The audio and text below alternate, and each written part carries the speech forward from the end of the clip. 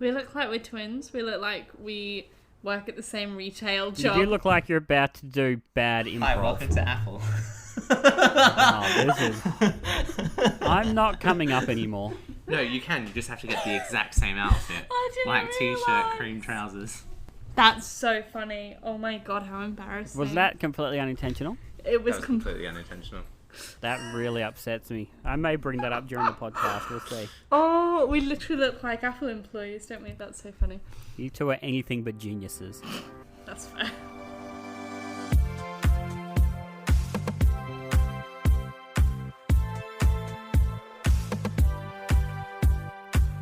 Hello and welcome to Good for a Change. This is a podcast where we aim to combat the awful everyday news you hear with stories that will make you smile. It gets worse every week. Oh, mate, you have no idea what's coming. My name is Jarrod, and with me is Hollie. Hello, Hollie. And also with me is Sean. Hello. And now you guys won't know this, but these two are literally dressed exactly the same today, and it's really bothering me. And it's a fluke. Often it's not a fluke. Yeah, Often sometimes I do it on purpose. Yeah, I'll be like, Sean, what are you going to wear today? And then she'll go like, Steal. twinning. Steal all that. But no, today is a complete fluke. Because I was wearing something different earlier. Yeah. All right, but, well, because I'm going to come up and see you in a couple of weeks, and if you two are wearing the same outfit, I will not be leaving the house with you both. We're going to arrive at the airport with your face on tops. Oh, that's fine. But That's 100% Same okay. top, pants. Oh, that's fine. I Maybe don't a mind- cowboy hat each. If I'm on the clothing, I am well into that idea. Good. I will lose my morals if it involves my vanity. I'm glad we found the point where you... Yeah. Oh, I'll sell out quite happily. Perfect. So look, we've got a bunch of good news for you, which is excellent because that's what the show does. And I'm going to go first. Go for it. I can relax. I'm going to ask you a question, and we can talk a little bit more about it after my story. But I would like to know, which celebrity, living or dead, would you like to have dinner with? Sean? Oof, it's a tough one. I'm probably going to throw out someone like a Jim Henson. I'll steal that from you in advance, Jarrod, so that you can't have that answer. That's fine. That would be my answer. My other answer would be probably Conan O'Brien. Wait, hang on. Oh, it's living or dead. Living or dead. I Yeah. got worried there for a second. I was like, Nah, Conan's fine. oh, well, yeah. No, I'm going to stick with it. I'm going to run with it. Oh, or Obama. Does Obama count? I would have dinner with Obama. All right, Hollie? This is quite difficult. It would probably come from a place of like satiating 14-year-old Hollie's wants and needs in the world. So it'd probably be like Mika. I was about to ask if it was Mika. Yeah. Yeah. I can't think of a way that I'm going to meet Mika, and I've been thinking about it for a long time. I'm like, oh, surely like our paths will just cross. Because fun story. I haven't even told my story yet. I know. I'll just fill you in. So, also as a child, very into Lee Mead, who won a competition on television, a musical theatre competition. And in my head, I was like, one day I'm just going to bump into him. So I'm working at the theatre, and he's there doing like a kids' charity event. Stop it. And then I leave the shift, and I'm like, oh, Lee Mead was here, but I didn't meet Lee Mead. Walk out a stage door. Who approaches me but Lee Mead? And he's like, excuse me, do you know where the pub is? And I was like, there are many a pub, sir. I will take you to them all. And so I had a 4-minute walk with Lee Mead to the pub. That's Excellent. not happened with Mika. Considering, well, now we're just completely done with the format. Hollie, can you tell people the policy? Policy is 5 stars, Jarrod. Excellent. Now I'm going to tell my story. I'd love that. Excellent. Well, some very lucky patrons recently got to eat with the stars at a steak restaurant called Peter Luger Steakhouse in New York City. Right. Now, this is a very famous steakhouse. They've just opened a second location, but obviously with COVID, they now only have 35% capacity. Right. And the managers were like, oh, there's a lot of empty seats. Oh, what are we going to do? So they decided on a very creative solution, and they borrowed a bunch of wax figures from Madame Tussauds. And they've put them around the place. That's horrifying.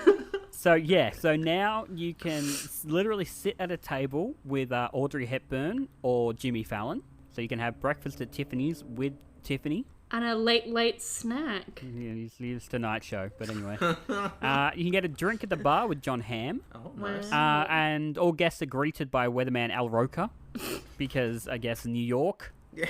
Why I not? think. Yeah, true. Yeah, so I think they were only in there for about a week, so I think they've taken them all out now. Yeah. Jimmy Fallon went and had dinner with himself. That's hilarious. You wouldn't want to get the candle too close to No, him, would you? that's immediately Yeah, an issue. is it like, what kind of restaurant is it? It's a steakhouse. That feels rich. If it was like sushi, you'd be cash. It'd be fine. You'd be absolutely fine. Steak is a risk. Yeah, you're not putting anything like, you can get those like sizzling plates. Oh, yeah. Don't be putting that too close to Jimmy Fallon's hand, Oof. and all of a sudden, you could turn him into a birthday candle, I guess. That's That's true. true. That's true. How did they get permission from Madame Tussauds They to have... probably just went in there and said, hey, can we... No, because I don't think Madame Tussauds are open at the moment. No, but surely, like, a wax statue is, like...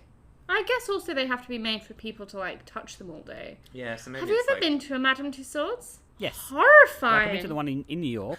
Horrifying. Yeah. I think because, like, again, a lot of them, especially, like, Fallon and stuff like that, are designed for people to sort of sit around and put their arm Yeah. on and stuff like that. So they're probably... If anything, they're probably quite dirty, aren't they? Yeah. So maybe they're not the best thing for a COVID time. There was a thing, Don't invite them to dinner. and I think it was One Direction, or it was Justin Bieber, maybe? someone like that. It wasn't. It was Alan Titchmarsh.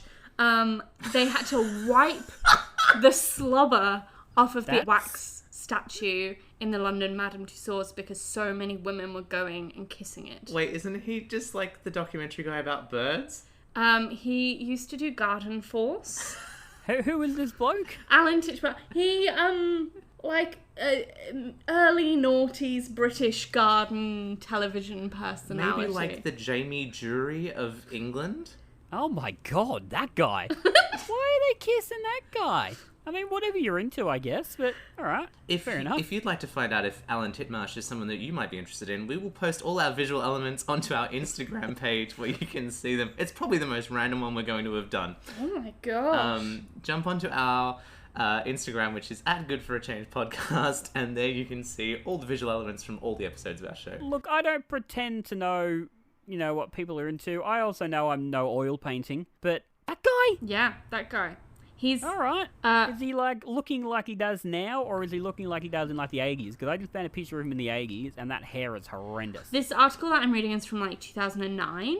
Apparently, he is one of the most touched wax figures in the museum after Brad Pitt. Okay, yep. And he gets kissed so often that they regularly have to take his head off for a clean.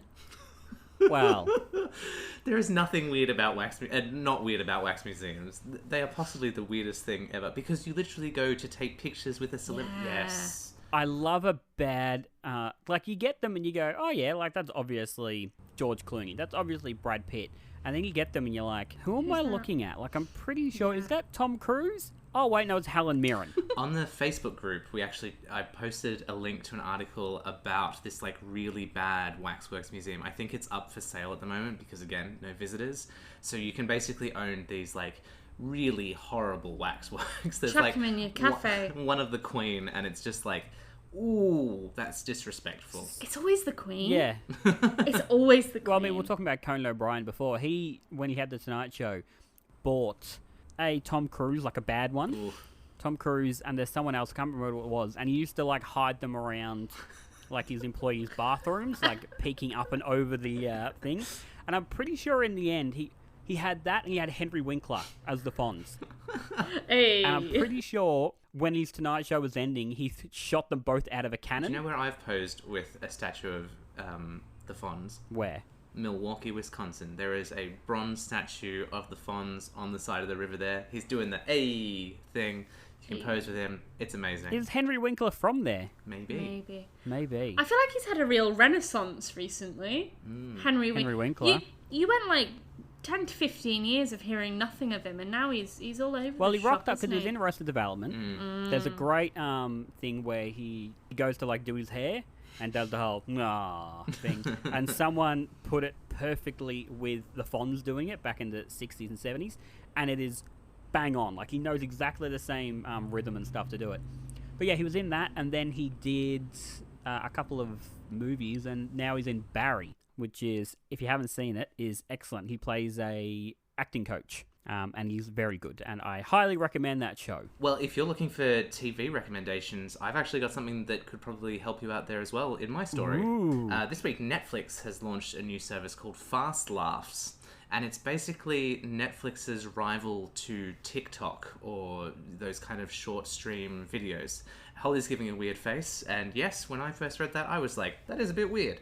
But basically what they're doing is they're going through their content libraries. They are putting together short clips of their like comedians and funny television shows, which are just like highlight reels that you can then like flick through on your phone. It's currently available on the app version of Netflix for your phone, so you can like flick through it, and it's their kind of rival to TikTok, I guess, to try and like get viewers back off TikTok and back on the Netflix platform. And if you see something you like, you can like press I like that, or save that to file, and you can like save that show that it comes from onto your list of things to see. So it's like interactive trailers, I guess. Okay, and how long are these videos? Netflix has said they're going to be about 15 to 45 seconds long, but could be longer. I guess it depends on how they find the format works. I think Netflix has some like a good library of things where you can just quickly grab like a famous quote or something, chuck it on there, and people can share it. Things like they've got Brooklyn Nine-Nine. At least this is the Australian one. They have Brooklyn Nine-Nine. They've got obviously Kimmy Schmidt. Yeah. They've got The Good Place. Just things where they can just throw out a Maximum Derek or whatever it is, and people are going to go, I like that's that. Fun. Click. Just like if the entire feed was just John Mulaney. It'd be perfect. I mean, there's that's a horse in the basically- hospital. Yeah, horse in the hospital, closely followed by a plain plate of noodles from the Sack Lunch Bunch. There's so much that they could put in You there. want my money? Go and get it. Is that your John Mulaney Street impression? smarts. Street smarts. That was excellent. Thanks. I mean, it's not a bad idea. I'm not the biggest fan of TikTok. I know, don't put this part on the TikTok account we have, Sean. But I'm not a big fan of TikTok because I find that it's just people dubbing over other people. And that's only so funny. So I like the idea of them, like, are they mashing things together? Are they gonna, like, just have a scene from something? I like that they can do a couple of different things with it. I'm hoping it's not just, I don't want, like, Ali Kemper from Unbreakable Kimmy Schmidt just, like, mouthing along to Captain Holt. Like, that's gonna be funny what once, I but want.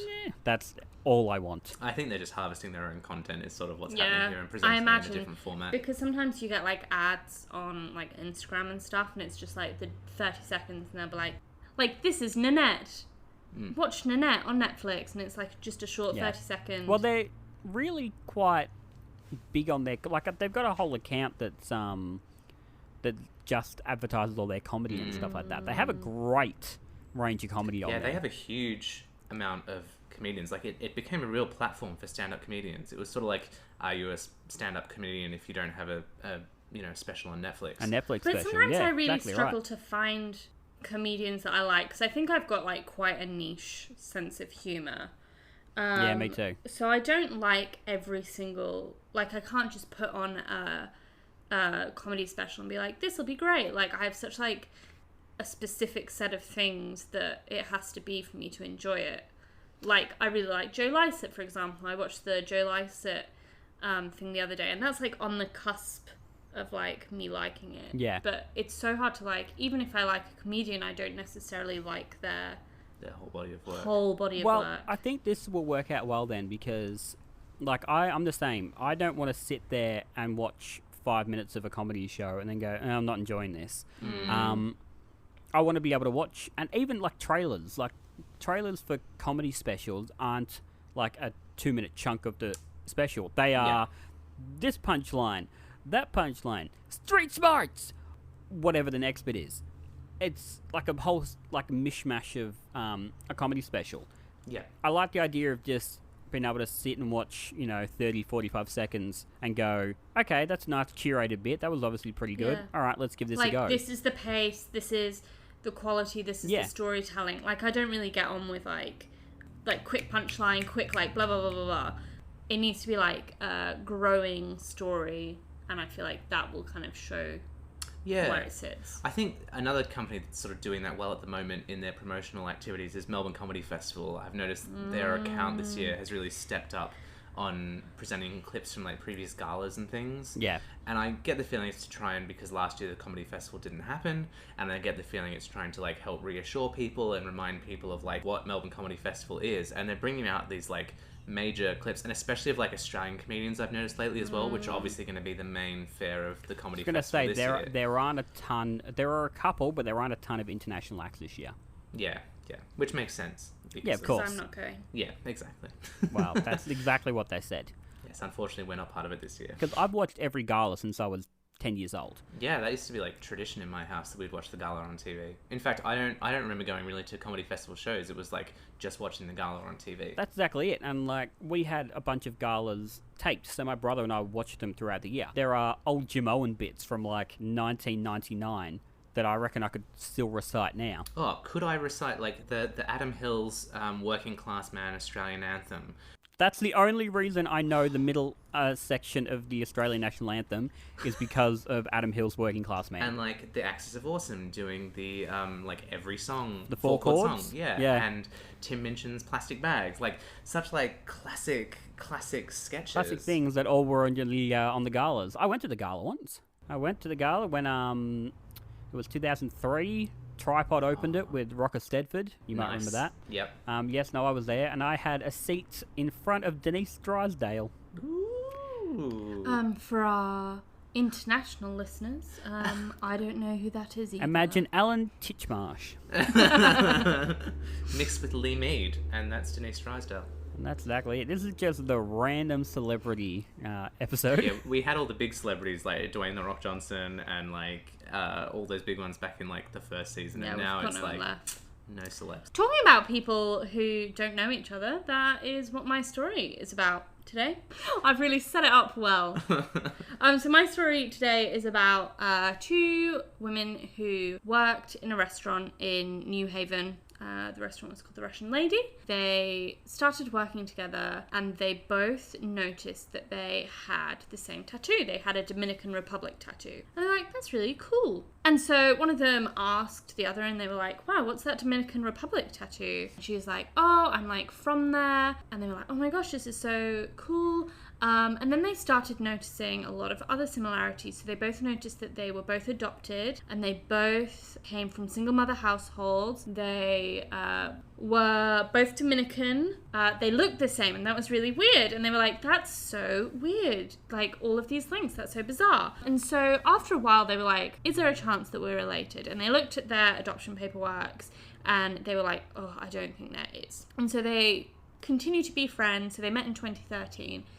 And then many years later, one of the women spoke to their birth dad and they were like, is there any way that I have got a sister at all?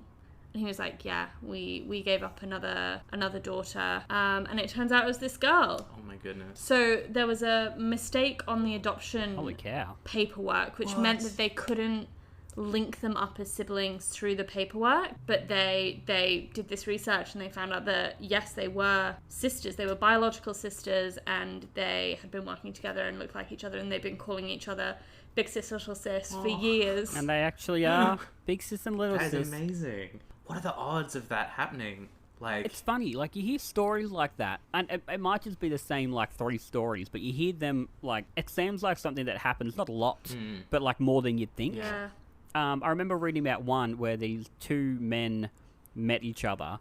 They had grown up like a town across from each other, had never met. They both had the same name. They were both adopted, both had the same name, were adopted by people with the same surname. They married women with the same name. They had a son born like within a month of each other. Wow. Gave him the same name.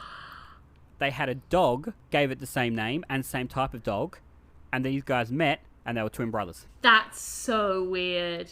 You hear stuff like that and you go, like it's almost can't be a coincidence. Yeah. Blows my mind. my strangest one is that Hollie and I used to work at a gardens in the UK, and I would do like buggy tours of the gardens. So I would drive people around a little like golf buggy and give them a tour of the gardens and tell them all about it.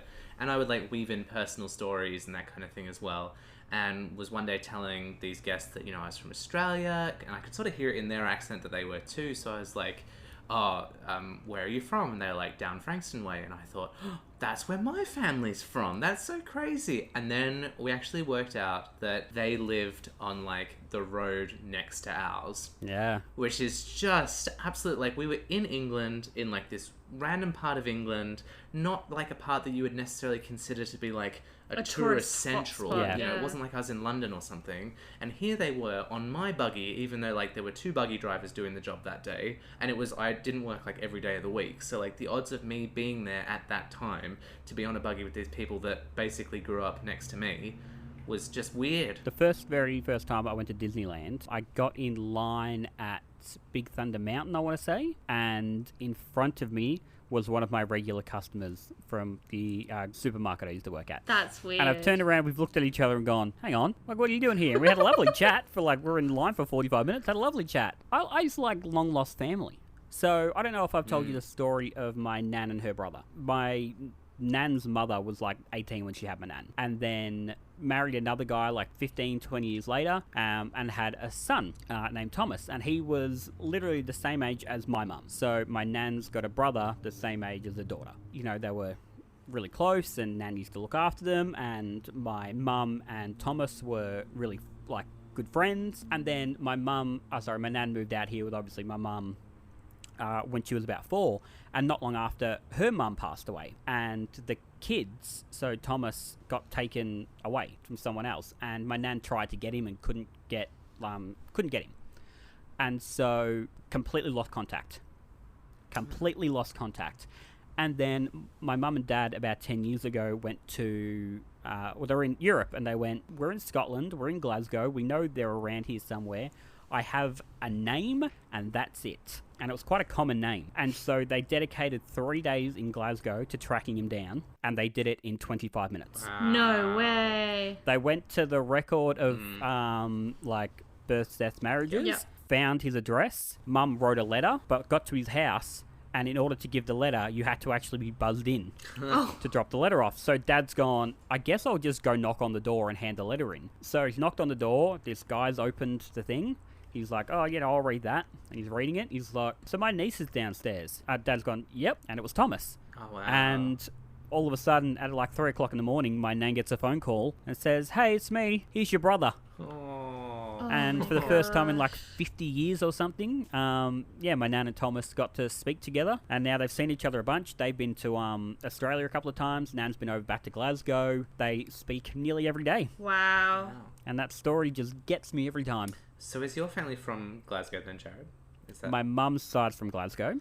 Because that's where... my dad's side's English. Because that's where my dad's side of the family comes from as well. And I did some, like, delving into that. And we were, one of those, like, ancestry, history kind of family search delving. And it wasn't, there's no celebrities in my background there. It's definitely a very poor upbringing across in Glasgow in, like, the mines and things. But... just fascinating that, like, potentially there could be some link there, Sean. There could be some link. Not that I'm saying I'm related to you. That might be weird. But perhaps it's possible. Our families were neighbours at one point or something like that, and who knows? Living the dream since 2013, Common Folk Coffee are roasting and brewing quality coffee in the back streets of Mornington. Satisfying your taste buds and your conscience, the coffee program is working to add value to communities locally and abroad. With fresh new beans arriving weekly from some of the world's best coffee growing regions, there's going to be something for everyone on the Common Folk Coffee menu. So drop us a line, or jump online to grab yourself a bag of freshly roasted coffee. Common Folk Coffee is a proud sponsor of Good for a Change podcast, because bad news is like bad coffee. It's bad. Well, Jarrod, I would like to know what's good in your life. Would you? Yeah. No. Well, luckily I'm about to tell you. Sean, this won't actually probably affect you much, but Hollie, I think you'll enjoy it. People who don't know us in real life might not know that Hollie and I, we're bespectacled humans. We've got glasses. Don't tap on them because you'll have to clean them. And I recently invested some money and I got myself prescription sunglasses. And they are a game changer. Have you got them, Hollie? I do, but what I did was I ordered a pair of glasses and I was like, I love these glasses. I'm going to get these glasses as prescription sunglasses. and they look so ugly as sunglasses. They're so hideous that I never wear them. But you know the benefit of them and how good they are. Oh, so yeah. I've been wearing glasses. I mean, I've been wearing glasses since 2009, but like full time for about 3 years. But I never had prescription sunnies, and I found over the last probably 12 months, you know, I couldn't drive to work or something like that with my sunnies on because I need my glasses on. And I went, you know what, I'm gonna pay the money for this. And oh my god, treat myself. Treat yourself. And they are the greatest thing I ever bought. I went to the optometrist and he's like, oh, you can get, you know, I've got them polarized and stuff like that. He goes, look, I'll show you these. You don't want them, but I'll show it to him. And they were like the clip-on ones. And I was like, I'm not 97. Like, I don't need them, thanks. Oh, you're right. I would like one of them. And I'd like one of those dangly things that I can put around my neck on the arms of the glasses, too. Do you have any canes? Oh, speaking of, sorry, completely irrelevant, but last night I went to a comedy show, went and saw Lana Woodley, and there was a kid about 9 years old wearing a top hat and a cane, and I was like, you are the coolest dude. What a hero. All he needs is a pair of transition sunglasses. He would have been the king of that comedy show. Sean, what's good in your life? Oh, something very good happened to me today. I actually didn't know what I was going to talk about until today, and then the universe did provide for me. This morning, we went down to post some letters. After we posted it, there was nothing really in the town that we ended up in, and we'd sort of had a bit higher hopes that the town would have some things going.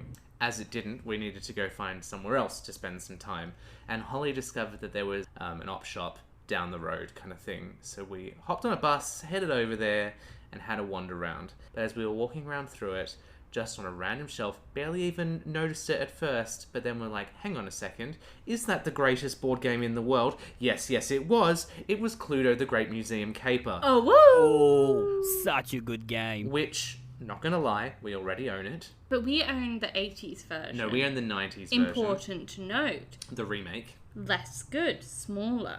Yes. Quality isn't there. My parents owned the That's 80s the one version. I own. The original one. I think I have the 80s. Yes. Yeah, you have... But I spent a lot of money on it. Yes. Yeah, guess how much we spent on ours. Oh, alright. Well, look, mine I bought online because it's impossible to find. Yes. And I think I ended up spending about $140. Yes. But it really is the best board game The ever. single... For the 90s version, we probably paid about $80 for it. Yep. This one we paid a tenth of that today. So it was $8 on a shelf. I messaged my sister. I'm sorry to That hurt is you. the dream. I just also want to know, I'm just looking at the label on it. It was put in the shop 1 day ago. Oh, my goodness. What a crossroad of fate. Much like finding your adopted sister in a restaurant. When I messaged my sister about it, because she's She she's does love that also an game. avid player of the Yep. game. As we all are. She was like, what person threw this out? And the only thing I could respond with was, a fool! Because if you have never played this game, it is actually... And you never will, because it's $100. It's one of the best created board games ever. It's a spin-off of Cluedo. You are in an art gallery. There's pieces of art strewn around the gallery, and one player is a thief, and they are invisible on the board, and they make their moves on a little pad of paper that they hide away, and they try and steal paintings and escape from the museum, while the rest of the traditional Cluedo players wander around trying to capture the thief. Yeah. And they're like, can I see you? Yeah. And you've got like cameras, you've got like security cameras, and you've And you got can like power locked them off. doors. And you can turn the power off, but they might not know the power's off. Yeah. Oh, it's amazing. And if the thief becomes visible, then everyone chases the thief down and they're trying to jump out a window with as many paintings as they have. It is so good. It is literally one of the best games. I can't believe it has not been remade to this point. And to find that for $8, $8. Yeah. And I think it's all in there. We had a brief look. All the important pieces there. I don't think we've got... $140. But worth it because it is the greatest game of all time. Yeah. I might just steal yours when I come up. Our friend Emily, we played it with her at our house In the UK. in the UK. And she got given it for her birthday that year. So it was like a month later, and she was like, I would like this game. And so she got given the game sealed in the box. Yeah. Is the 90s edition, but it's sealed in the box. Sealed. I don't My think she's goodness. opened She it. hasn't even opened it. Why would you? I mean, you would because it's the perfect game, but sealed in the box. Jack. I'm very excited to play it. Now, you were there for that, Holly, Yeah. but that can't be what's good in your life as well, unfortunately. So, what is good in your life? What is good in my life? I lived out my bluey dreams the other day, and we went to a creek. And we went swimming in the creek, and the creek was, in fact, beautiful. Wow, it's beautiful. It was so beautiful. It was really nice. We went with some friends, and we had a picnic. And we went swimming in the creek. And I've never been swimming in any kind of, like, freshwater creek reservoir in my life before. And I've never felt more Australian. It's a whole new experience. It genuinely is. It Yeah. genuinely is like, It's very different to beach swimming. yeah. Yeah. I You haven't liked got it. any of the current, you haven't got any of the waves or anything like that. No sand. No, No That was the best sand. part. The sand was Yeah. not there, which was very appealing to me. It is a little muddy, but like, Yeah. you have to deal with that sometimes. It wasn't chlorinated, and that's a win.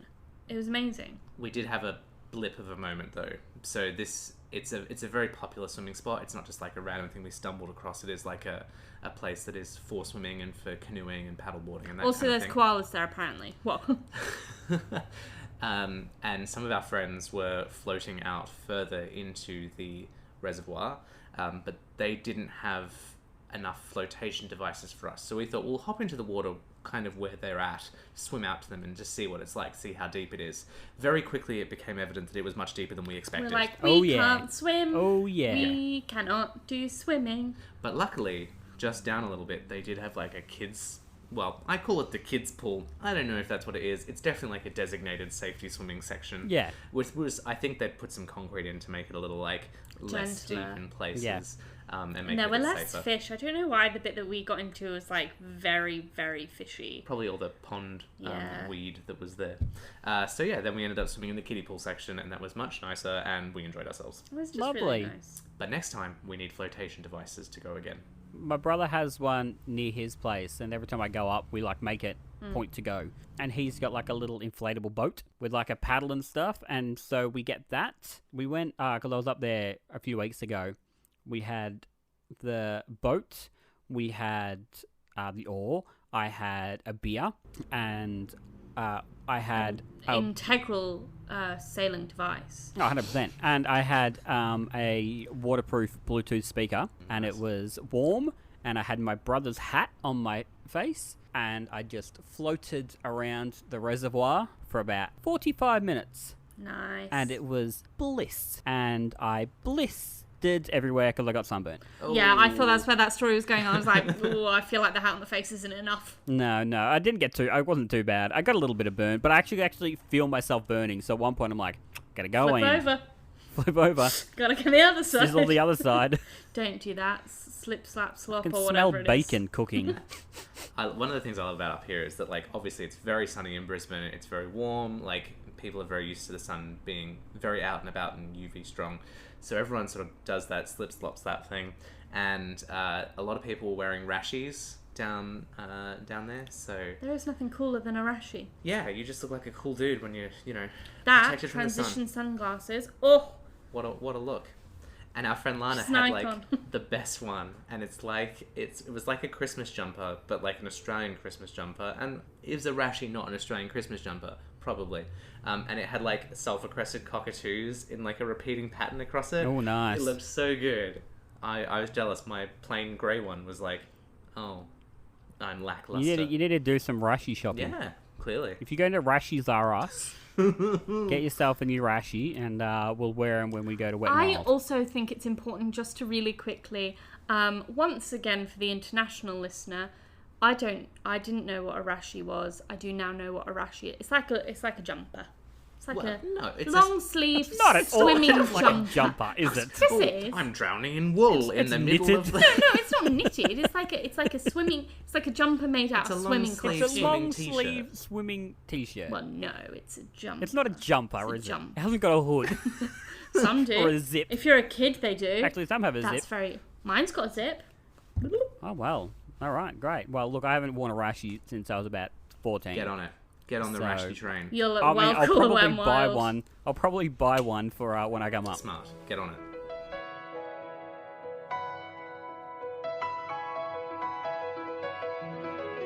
And so we come to the end of episode 4. It was lovely. We laughed. It was a lot of laughs this time. This was a lot of We laughing. cried. That's just a flow on from the episode of Bluey that we were watching before this podcast started. There were still tears in the eyes. And we laughed again. At your transition sunglasses. And I didn't buy the transition sunglasses. But I did buy my prescription, and I give them 5 stars. 5 stars, would you really? Yeah, I would. Do you know what else I'd give 5 stars? What? This podcast, because I think I have to, if I remember correctly. You're absolutely correct. Okay, can you remind Yeah, let me me? just get out the paperwork. Oh, Yeah. And again, Sean looks genuinely unimpressed. that's called Foley. It says here, yeah, it's 5 stars only. We will only accept a 5-star review for the podcast. We love seeing and reading reviews, but not only that, you will be a law-abiding citizen by doing so. Exactly right. Please remember, it is part of the Geneva Convention. You have to give us 5 stars.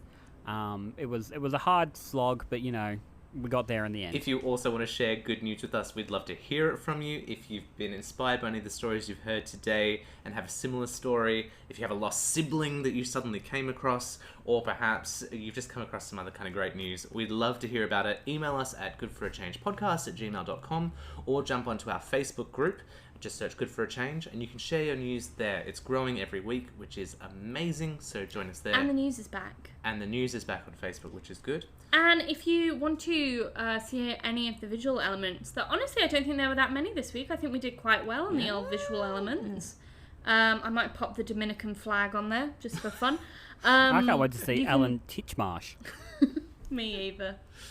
Although I Me- might have to wipe down my phone because I will have kissed it a lot. So much before, just in the anticipation. Well, that's on Instagram, which is at Good for a Change podcast. And that's been blowing up this week.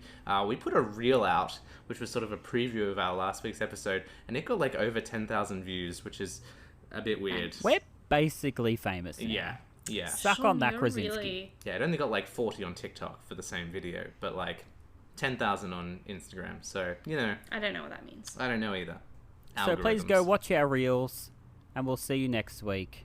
Thank you very much, Holly. Thank you, Jarrod. Thank you very much, Sean. You're welcome. Thank you very much, Jarrod. You're welcome. Until next time, goodbye. Bye.